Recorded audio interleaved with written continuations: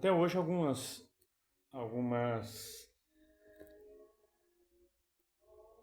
egrégoras e até religiões, segmentos, condenam a mediunidade e as práticas de intercâmbio mediúnico das mais diversas. Se vocês pegarem lá o livro Deuteronômio, no capítulo 18, versículo 9, diz assim: as práticas pagãs são abomináveis. Esse termo pagão é um termo da Idade Média, né? que a Igreja Católica dizia, na Idade Média, que todos aqueles que não aceitassem o batismo católico eram uma pessoa sem luz, portanto um pagão. E não teria como as escrituras em hebraico ter esse termo, as práticas pagãs são abomináveis, porque não se usava o termo pagão. Naquela época que Deuteronômio foi escrito, por volta de entre 700 e 900 a.C., nem se pensava que um dia, há 1000 anos depois de Cristo, quando começam a esboçar a Idade Média, pudesse surgir um termo desse. Então, estamos falando aqui de uma terminologia usada na Idade Média, mas atribuída a pessoas que escreveram um livro 1700 ou 1900 anos antes deles, que passaram a usar o termo pagão. Então, observe que o que há na Bíblia é muito valioso, só que você tem que saber separar o joio do trigo. Tá? Porque se houve essa alteração aqui, logo no subtítulo do capítulo 18 de Deuteronômio, o que mais não foi alterado? Quando adentrares a terra que Yahvé, está escrito aqui, teu Deus, te concede, não apreendas a imitar as abominações praticadas por aquelas nações, que entre o teu povo não se encontre alguém que queime seu filho ou filha, nem que faça presságio, oráculo, adivinhação ou qualquer tipo de magia.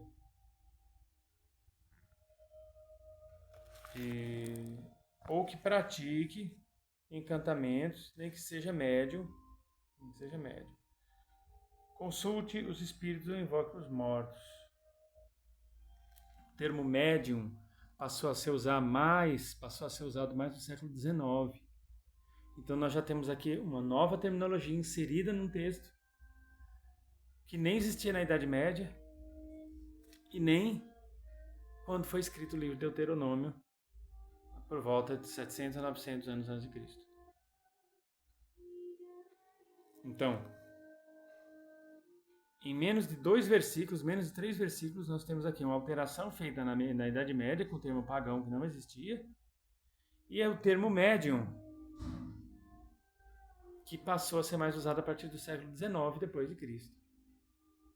Então, nenhuma dessas terminologias estava no texto sagrado, nos textos primitivos, bíblicos, entre aspas. Faça presságio, oráculo, adivinhação, qualquer tipo de magia, ou que pratique encantamentos, nem que seja médium. Consulte os espíritos ou invoque os mortos. O Senhor odeia quem pratica quaisquer dessas abominações, e é justamente por causa desses pecados que Yahvé, teu Deus, vai expulsar aquelas nações em teu favor. Bom, ainda que realmente Moisés e seus ascetas tivessem redigido esse texto sob inspiração divina, o sentido era de preservar uma cultura nascente que estava surgindo. O povo hebreu estava criando uma religião. E quando você está criando uma religião, você tenta manter o máximo possível a pureza doutrinária daquela egrégora, daquele segmento, porque sabe-se que ao longo dos séculos, naturalmente, vão ocorrer alguns desvios dos princípios. Então os fundadores procuram ter todo um zelo, um cuidado. de não deixar misturar, porque se começa a misturar muito com as outras coisas, perde-se a essência da ideia original daquela religião. Aí com o tempo, aquela religião pode ir abrindo leques para que outras práticas se insiram, mas deixando bem claro que é uma concessão.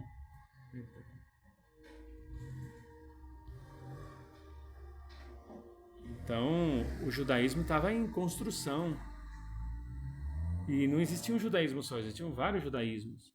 Esse praticado por Moisés tinha um caráter bastante, como é que eu posso dizer, cerceador, porque Moisés ele já veio de uma família de magos.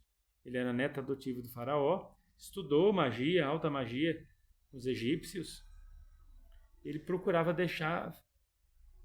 fazer o possível para que aquele povo que andava com ele, que era adepto de rituais magísticos e todo tipo de prática, e gostavam,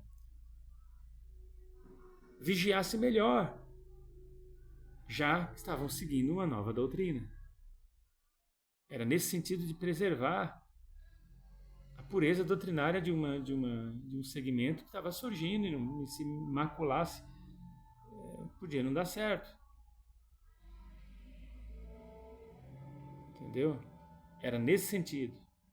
Eu não estava condenando universalmente essas práticas que ele próprio praticava.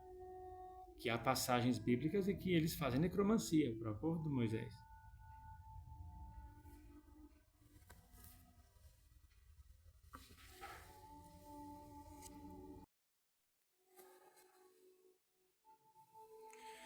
E no primeiro livro de Samuel, capítulo 9, versículo 9, você vai ver aqui, nos tempos antigos em Israel, quando uma pessoa desejava saber a vontade de Deus, costumava dizer: vinde, vamos ao vidente, porquanto naquela época se chamava o atual profeta de vidente. Então Saul replicou ao seu servo: falasses bem, vamos então chegar à cidade onde morava o homem de Deus. Ao subirem a colina para chegar à cidade, encontraram algumas jovens que estavam saindo para buscar água e indagaram a elas: o vidente está na cidade? Ao que elas prontamente responderam: está sim, logo ali adiante. E foram lá se consultar com o vidente. Então esse negócio de dizer a Bíblia condena tal atitude, não, a Bíblia vírgula. Há posicionamentos isolados dentro de um contexto de tempo, época e ação. E dentro de um outro contexto, tempo, espaço e ação, uma coisa que aqui está sendo vista com anátema, aqui, nesse outro lado, nesse outro contexto, tempo e espaço, está sendo visto com louvor. Então a questão de como está o seu coração? Você vai vibrar conforme o que vem do seu coração. Você pode pegar uma Bíblia dessa aqui, caso aqui, estou me baseando na Bíblia do Rei James, que é a Bíblia da Igreja Católica Anglicana. Excelente tradução, por sinal, uma das melhores. As duas Bíblias que eu mais gosto de usar é a Bíblia de Jerusalém e a Bíblia do Rei James. Para mim, são as melhores para se estudar. Quando eu fiz o curso de teologia,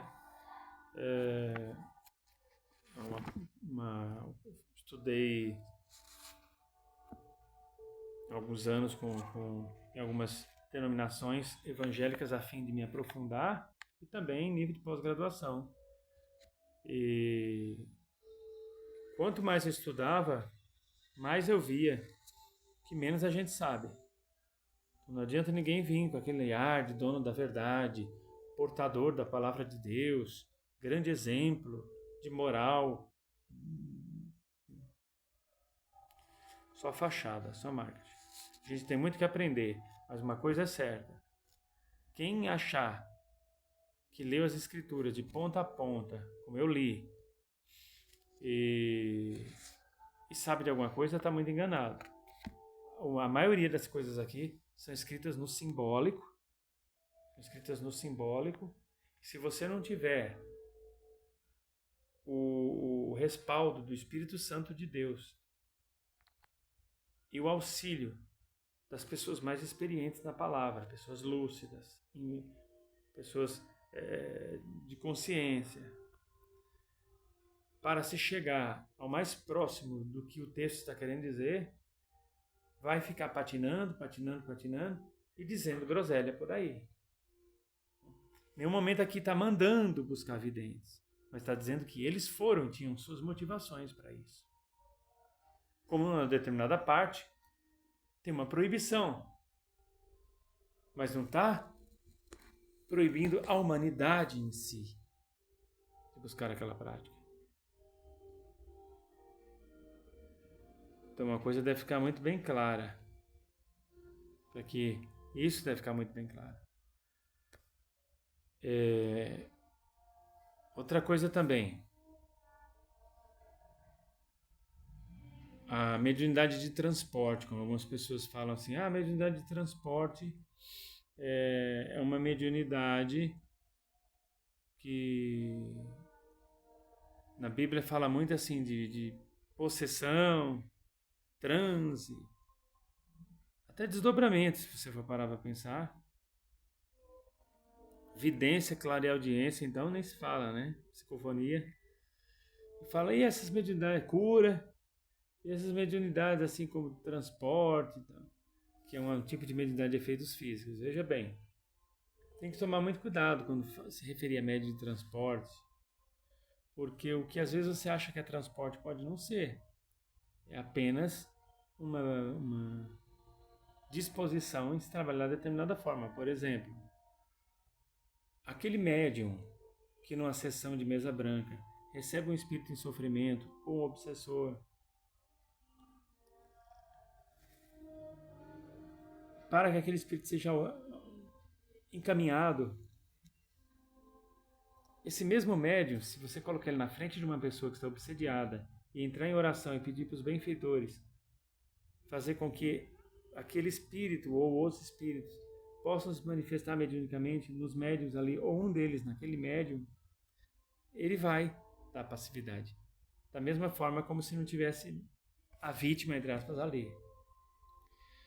Algumas casas passam a chamar esse tipo de prática de transporte, que puxou a entidade que estava ali no outro para si. Mas esse fenômeno é a mesma coisa do trabalho que acontece na reunião mediúnica simples, que é aquela reunião onde os médiuns estão ali reunidos e dão passividade para esses espíritos. Mas quando se coloca o obsediado, ou algumas literaturas falam obsedado, na frente desse mesmo médium, esse médium recebe, assim como recebe num trabalho isolado, fechado, mediúnico, aquele espírito recebe na frente da pessoa, chamam isso de transporte, acreditando que ele foi puxado dali do lombo da pessoa e acoplado no médium. Seria mais fácil chamar a mediunidade de puxada, o que também seria um contrassenso. Então esse tipo de coisa não é transporte, tá? É um intercâmbio mediúnico. E os benfeitores já recolheram aquele obsessor daquela pessoa, muitas vezes até já aplicaram algumas energias nele, e num determinado momento ali, a sequência é acoplada aquele espírito no médium. Dificilmente numa sessão mediúnica você chupa o espírito que está na pessoa para você. Não é bem assim. Ah, mas antigamente era feito assim, se era feito assim, era feito de modo complicado, porque isso pode causar impactos muito fortes na vítima, que acabou de ter o obsessor descolado dela, se é que assim podemos chamar de vítima. Pode impactar o médium, pode não ser bom para ninguém. Acho pouco provável que a espiritualidade, seja qual for, patrocine uma coisa desse tipo. Então, o que seria o verdadeiro médium de transporte? O médium de transporte é aquele que tem determinadas características e condições psicofísico-químicas, e a produção e o uso do eletromagnetismo dele e do ectoplasma. O ectoplasma é uma substância que é feita no mitocôndrias das células, com auxílio, claro, do inconsciente da pessoa, no qual capta-se energia vital, uma certa dose de oxigênio, eletromagnetismo, e ali vai se formando o ectoplasma. Esse médium, ele antes de transporte, ele na verdade, com o auxílio da espiritualidade, a espiritualidade sabe usar alguns paralelos dimensionais, por onde transporta as coisas que estão numa região para outra região ou numa dimensão para determinada dimensão. Os espíritos, pela força da vontade, muitas vezes até pelo concurso do transporte mesmo braçal, transportam aquelas coisas por esses paralelos vibracionais, são corredores neutros entre as dimensões por onde passam energias e espíritos, independente do tipo. E é feito esse transporte de onde estava para aquele local, e o médium, com suas características psicofísico-químicas, permite com que a espiritualidade envolva a sua energia naqueles objetos e eles se materializem ali. Também são chamados médios de transporte com tunelação. É feito um trabalho em que é transportado uma coisa de uma dimensão para outra, de um local para outro, através desses paralelos vibracionais ou tubos ou túneis. É chamada a experiência de tunelação. Mas nós vamos encontrar aí médios de materialização, que também de transporte, eu quero dizer, que vão em espíritos, sai do corpo, aí tem um fenômeno de desdobramento, é uma mediunidade mista, se desdobra, busca o que tem que trazer, seja espírito ou coisa, e volta e deixa ali na casa e retorna para o seu corpo. Também é um tipo de transporte. E quando a gente vai orar por uma pessoa, ou ela está ali na nossa frente, a gente começa a sentir em nós o que ela está sentindo, o mal-estar, aí é mediunidade de ressonância. Isso aí chama-se mediunidade de ressonância. Não chega a ser transporte. Você está ressonando. Seus comandos mediúnicos e sutis estão captando o que é de desequilibrado naquela pessoa. E isso aí é muito utilizado nos diagnósticos ou nas avaliações espirituais. Embora terapeuta holístico, terapeuta espiritualista não está autorizado a fazer diagnóstico. Eu quero dizer, quando eu falo diagnóstico, no sentido de investigar coisas espirituais. Não é de ficar fazendo laudo de ninguém, não. Entende? Então a mediunidade de transporte, ela é uma mediunidade muito bonita, mas o médium sofre bastante porque ele é um puxador de carga. Todo médium já é um puxador de carga. O de transporte tem que se proteger dobrado. Tem que buscar auxílio em dobro.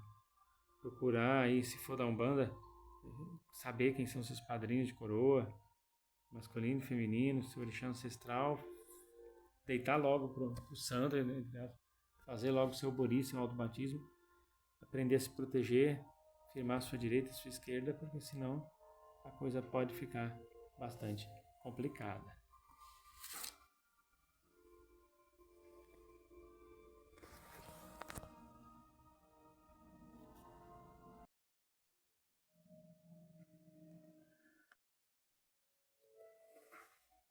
E toda essa carga que o médio de transporte puxa para ele pode ficar com ele?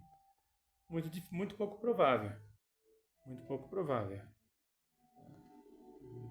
Não há razões. Se ficar quando você pega a carga de uma pessoa, deixa eu explicar o que acontece. É que você, de certa forma, ainda que inconscientemente, está vibrando naquela energia também. Então aquela energia encontra ali um lugar comum, entre aspas, e ela acaba, uma parcela dela, uma cota dela, ficando com você. É onde alguns médicos começam a passar mal, se desequilibrar. É porque o médico está equilibrado e procura fazer sua reforma íntima, andar dentro da retidão, tanto de palavras como gestos, pensamentos, ações, sentimentos. Aquele médico que vigia, raramente vai ficar pegando carga dos outros, porque ele não tem afinidade com aquilo. Não, mas é por conta do poder eletromagnético. O poder eletromagnético até atrai. Pode até atrair, pode até chegar bem próximo do médium e dar uma balançada, mas só vai ficar se houver uma permissão, ainda que inconsciente dele. Então o médium invigilante, aquele que não se cuida espiritualmente, energeticamente, corre risco de pegar essa carga dos outros, como diz o ditado, mas a responsabilidade é bem grande do próprio médium. Não se faça de vítima, nem conte para ninguém que é culpa da mediunidade. É que eu tenho um tipo de mediunidade que é complicada, que deixa a gente assim. Não é que ela deixa assim. Pessoa que não se preparou espiritualmente, moralmente, está tendo uma conduta totalmente reprochável. É totalmente reprochável. Entendeu? É isso, gente.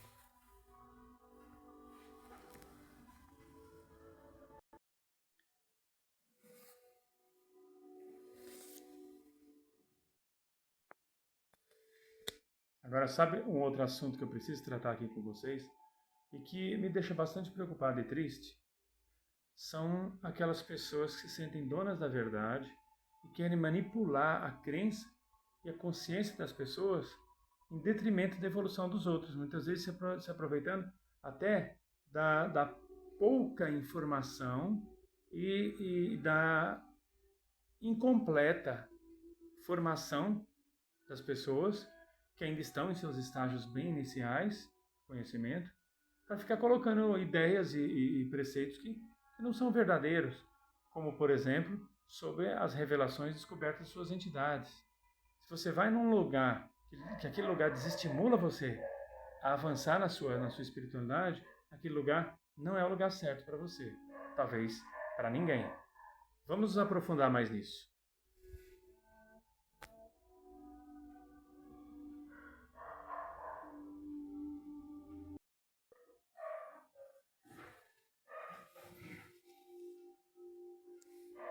Por exemplo, tem muita gente que fica contente porque foi num lugar e lá revelaram os nomes de algumas de suas entidades.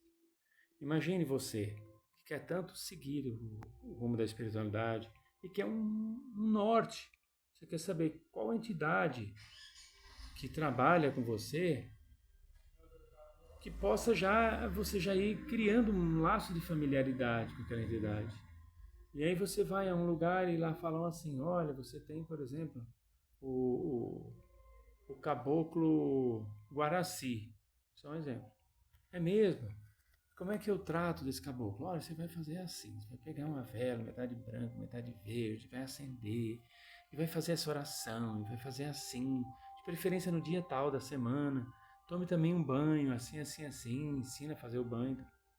Aí você começa a fazer isso, começa a sentir super bem, sua vida começa a dar saltos maravilhosos para frente, as coisas começam a fluir. E aí você resolve visitar um lugar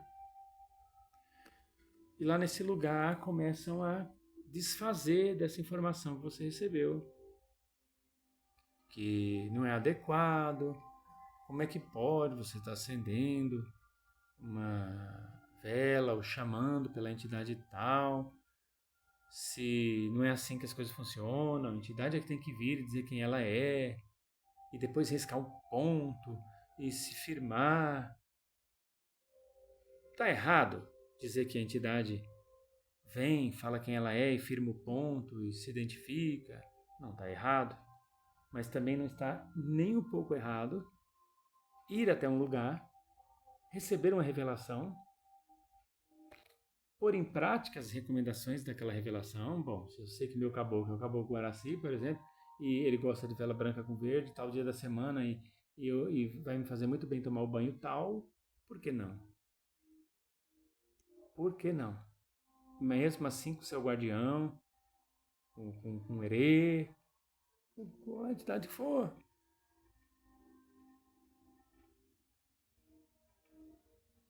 Entende? Não tem problema nenhum. Ah, mas e se lá na frente for descoberto que não era bem esse caboclo? Se não for esse caboclo, o seu caboclo um dia vai chegar e vai dizer: não me chame mais de Guaraci, por exemplo. Não me chame mais disso ou daquilo outro. Eu lembro que o seu Tata Caveira, que é uma entidade que trabalha comigo na esquerda, ele enviava antes vários guardiões para trabalhar na minha matéria, até eu estar pronto para trabalhar com ele. E eu, durante um bom tempo, eu achava que o meu guardião de esquerda era fulano de tal. E um dia o seu tal da caveira chegou e falou, não, a situação funciona assim, assim, assim. E aí eu entendi como é que ele trabalhava. Por isso, ele enviou aqueles antes.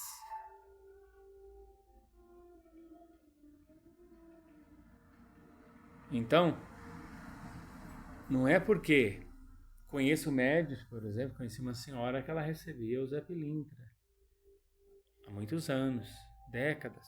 Mas o Zé Pilintra dela começou a vir como Zé Boiadeiro primeiro, um belo dia, porque ela tinha uma certa resistência a Zé Pilintra. Um belo dia, o boiadeiro dela chega e para os filhos de santo fala, eu virei agora como Zé Pilintra. Eu vinha com esse nome Zé Boiadeiro porque a médium tinha resistência em trabalhar com Zé Pilintra. Agora não tem mais. E os trabalhos vão seguir assim, assim, assim. Então as entidades, elas sabem o que fazem. Se você vai a uma casa e a entidade fala, você tem o boiadeiro 7 laços com você. Acenda todas as quintas-feiras uma vela laranja, tome esse banho, faça essas orações e esse salmo todo dia de manhã, por exemplo. Por que não seguir? E aí você vai seguir, vai ver que sua vida melhorou 100%. E aí você vai até um lugar e lá desespiritualizam você. Falando que você tem que duvidar das informações dadas naquela outra casa, porque seu boiadeiro pode não ser aquele. E que talvez você nem tenha boiadeiro. E aí, dependendo do grau de importância que se dá àquele lugar,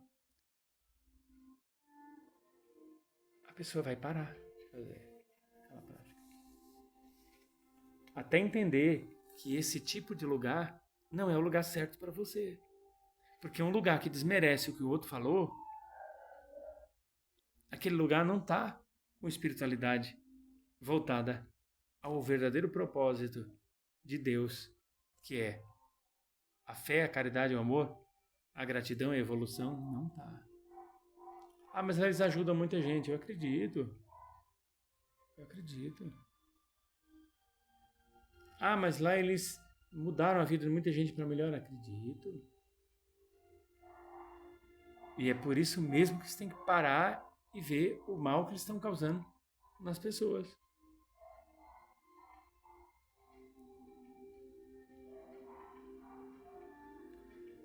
Então, se a sua espiritualidade, a sua devoção foi interrompida, retome-a. A responsabilidade é toda sua. Toda sua.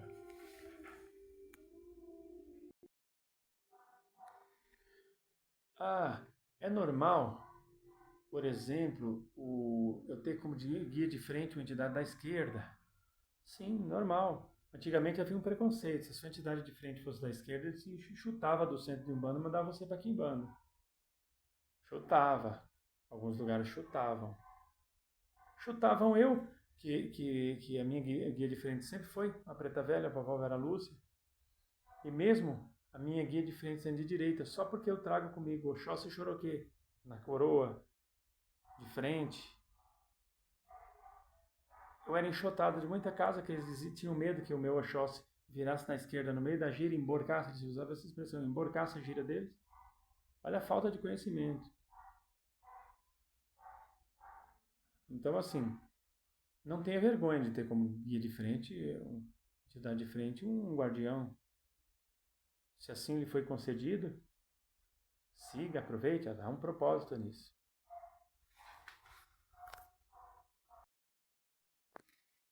Pode acontecer da minha entidade, por exemplo, se a Maria Baiana, um exemplo, mas a Maria Baiana vem tempos depois, manda outras entidades na frente, na incorporação, para ir me auxiliando no processo de desenvolvimento, e depois, no momento que ela considerar correto, ela chega e fala, eu sou sua entidade de frente.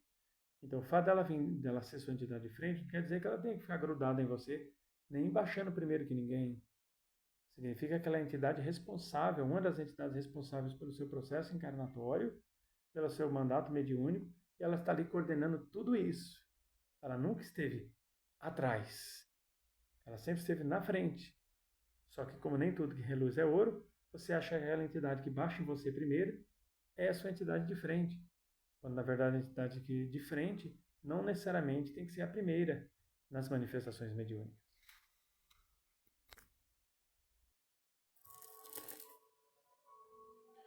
Ah, mas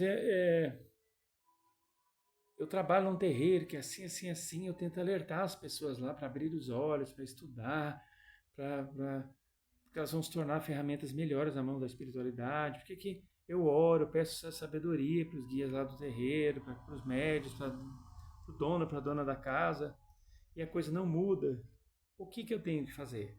Você tem que pôr na sua cabeça que às vezes Deus não muda uma situação porque aquela situação está tentando mudar você, está tentando transformar seu coração.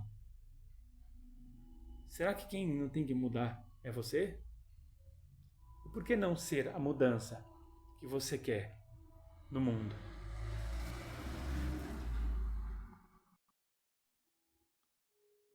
Se você trabalha com amor, pratica a religião com amor, o amor nunca desiste, nunca perde a fé, sempre tem esperança e sempre se mantém firme. Continue orando para a situação do terreiro que você vai, ponha as coisas na mão de Deus, porque quando a gente põe as coisas nas mãos de Deus, a gente passa a ver as mãos de Deus em tudo. Olha que bonito, aqui no Salmo 37, versículo 5. Entrega o teu caminho ao Eterno, confia nele, e o mais ele te fará. Ele exibirá a tua justiça como a luz e o teu direito como o sol ao meio-dia.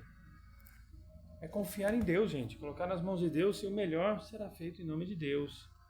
Põe a sua vida, antes de mais nada, nas mãos de Deus. Os orixás, que são extensão do próprio Deus, como se fossem assim, bracinhos de um grande polvo, eles vão te envolver e te dar suporte, força para você seguir. Não meta os pés pelas mãos. Tenha paciência. Peça discernimento às entidades, sabedoria e siga. Tudo vai dar certo. Tudo vai dar certo. Tá bom? Eu desejo a você muita paz, muita luz, que Jesus, Maria e José, na unidade do Espírito Santo, lhe acompanhem, lhe concedendo força, proteção. Muito axé mesmo. E até a próxima oportunidade, se Deus assim nos permitir. Eu sou Hernani de Oxóssi Choroquê e que desejo que coisas boas aconteçam na sua vida enormemente. As bênçãos de Deus recaiam sobre você e continue com a gente. Bom, continue com a gente firme e forte, que as coisas só tendem a conspirar em nosso favor. Muita paz e muita luz.